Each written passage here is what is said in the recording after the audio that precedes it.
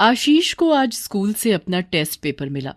देखते ही उसके हाथ पैर ठंडे पड़ गए और उसे अपने बाबूजी का डंडा याद आ गया, जो पिछली बार भी उसकी कमर पर इतनी तेज पड़ा था कि हफ्ते भर उसका निशान नहीं गया।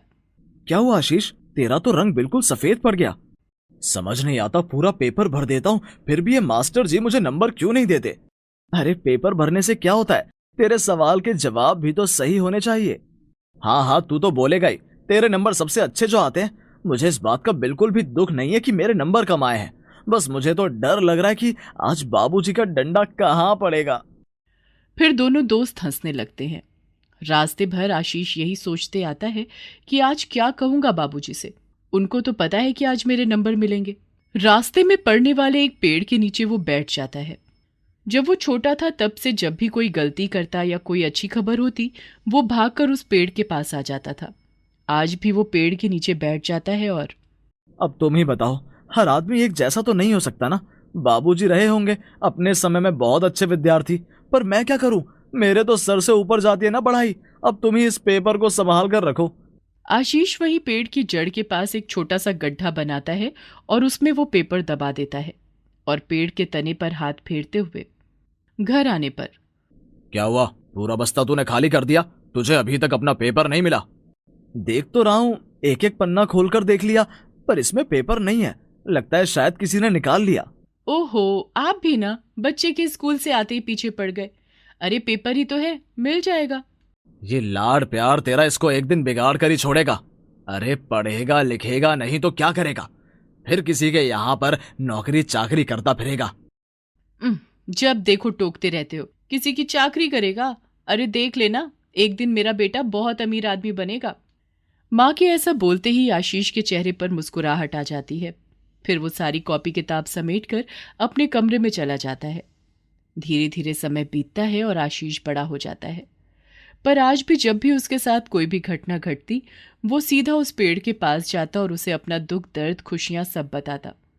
जैसे कि उस दिन जब उसके बाबूजी गुजर गए। सबके चले जाने के बाद वो पेड़ के पास आकर रोने लगा। तुम्हें पता है पेड़, मैं जानता हूँ मेरे बाबूजी बहुत गुस्से वाले थे, लेकिन वो मुझे प्यार करते थे। उनके बिना अब मैं बिल्कुल अकेला हो गया हूँ। तभी आशीष को महसूस होता है कि उसके सिर के ऊपर कुछ पत्तियां आकर गिरी। वो उन पत्तियों को उठाकर अपनी आंखों से लगा लेता है तो उसे बड़ा ठंडा ठंडा लगता है। फिर अंधेरा होने पर वो घर चला जाता है। घर आने पर उसकी माँ उसे रोते हुए मिलती है। क्या हुआ माँ? क्यों रो रही हो? सब ठीक हो जाएगा। मैं जानता हूँ बाबूजी के जाने का तुम्हें बहुत दुख है, पर मैं हूं ना, तुम्हारा बेटा। मैं सब कुछ ठीक कर लूंगा। हे भगवान, उन्होंने मुझे कभी बताया ही नहीं कि उन्होंने ये घर गिरवी रखा हुआ है। आज तगादे वाले आए थे, घर खाली करने को कह रहे थे। ये सुनकर आशीष के पैरों तले से जमीन निकल जाती है। वो जाकर उन लोगों से मिलता है तो पता चलता है कि बाबूजी ने ये घर बहुत पहले गिरवी रखा था और उसकी किश्तें दे रहे थे। और जब से बीमार हुए थे तब से वो एक भी पैसा नहीं दे पाए, इसलिए वो घर खाली कराने आए हैं। वो उन लोगों से कुछ समय की मोहलत मांगता है। फिर वो बनिया उसे 1 साल का समय देता है। उसके बाद आशीष अपने कई दोस्तों के पास मदद मांगने जाता है, लेकिन सब जानते थे कि आशीष कुछ भी काम नहीं करता, इसलिए कोई भी उसकी मदद नहीं करता। फिर आशीष को एक जगह छोटी मोटी नौकरी मिल जाती है। वहां से जो भी पैसे वो कमाता उसका आधा हिस्सा घर की किश्त देने में चला जाता। सुबह निकलना, शाम को आना, अब उसकी जिंदगी में यही बचा था। अब उसने उस पेड़ के पास जाना भी छोड़ दिया। एक दिन, बेटा, वो दूर का मेरा मुंह भोला भाई है, शहर में रहता है, एक अच्छी नौकरी बता रहा है। यहाँ इतने कम पैसों में तो गुजारा भी नहीं हो रहा है, ऊपर से पैसे भी देने पड़ते हैं। पर माँ, मैं तुझे छोड़कर कैसे जाऊं? तेरा यहाँ कौन ख्याल रखेगा? आशीष शहर जाने से बिल्कुल मना कर देता है। वो एक जगह पार्ट टाइम रात का काम भी पकड़ लेता है। एक दिन वो अपने रात वाले काम से वापस आ रहा था कि तभी उसे आवाज सुनाई देती है। आशीष चारों तरफ देखता है, पर अंधेरा होने के कारण उसे कुछ भी दिखाई नहीं देता। कौन है? कौन है इधर? तभी आशीष की नजर उस पेड़ पर पड़ती है जिसमें से सुनहरी किरणें निकल रही थी। आशीष पेड़ के पास जाता है। क्या हुआ आशीष? अब तुमने मेरे पास आना ही छोड़ दिया? रोज इधर से निकल जाते हो और देखते भी नहीं। क्या बताऊं मित्र, वो बचपन था, मैं अल्लड़ था, इसलिए कुछ समझ में नहीं आता था। लगता था जिंदगी में सब कुछ बड़ी आसानी से मिल जाता है। अब जब बड़ा हुआ हूं तो समझ आ रहा है कि क्या क्या पापड़ बेलने पड़ते हैं जिंदगी चलाने के लिए। तुम बहुत परेशान लग रहे हो। बचपन में भी तो तुम अपनी सारी परेशानियां मुझे ही सुनाते थे। बताओ क्या हुआ है? क्या पता मैं तुम्हारी मदद कर पाऊं। पता है मित्र, मेरे बाबूजी गुजर गए। उनके बाद हमें पता चला कि जिस घर में हम रहते हैं वो बाबूजी ने गिरवी रखा हुआ है। अब उसको छुड़ाने के लिए मैं दिन रात मेहनत कर रहा हूं, लेकिन कर्जा इतना ज्यादा है कि पूरा जन्म लग जाएगा। इतना परेशान होने की जरूरत नहीं है।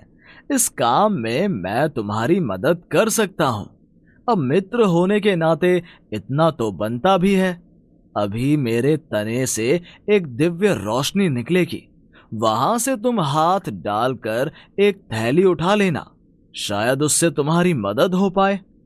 तभी आशीष देखता है कि पेड़ के तने के बीचों बीच एक बहुत ही सुनहरी रोशनी निकलती है। आशीष उसमें हाथ डालता है तो उसके हाथ में एक लाल रंग की थैली होती है। वो उसे खोलकर देखता है तो उसमें सोने के कुछ सिक्के थे। मैं तो बचपन से तुम्हारे पास आता रहा, पर मुझे कभी पता क्यों नहीं चला कि तुम एक जादुई पेड़ हो, क्योंकि तुमने कभी मुझसे कुछ मांगा ही नहीं। जाओ मित्र, ये तुम्हारी मदद करेगा। और आते रहना, मुझे अच्छा लगता है जब तुम आते हो।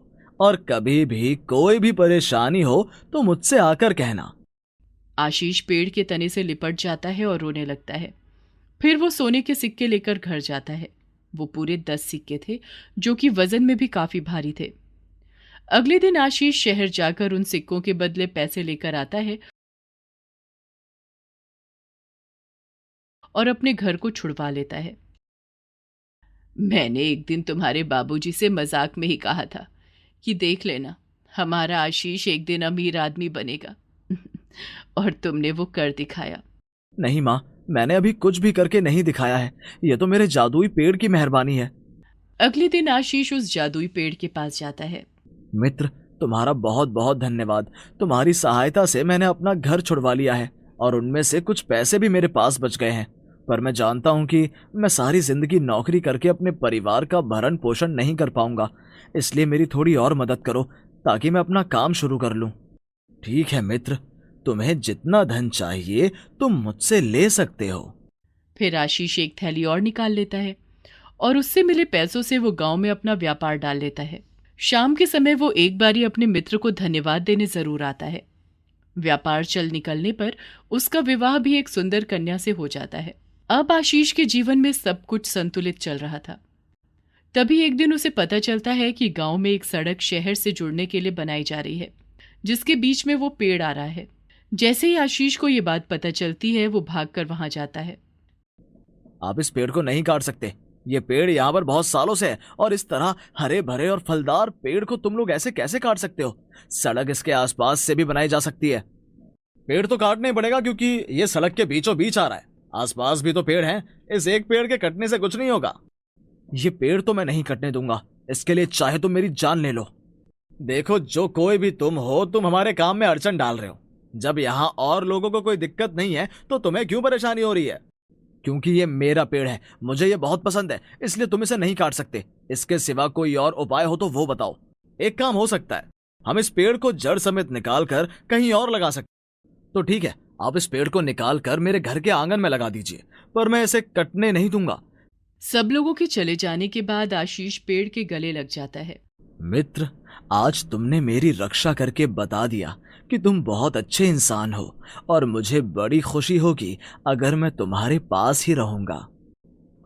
अगले दिन उस जादुई पेड़ को आशीष के घर के आंगन में लगा दिया जाता है। आशीष को बड़ी तसल्ली होती है कि उसने अपने मित्र को बचा लिया।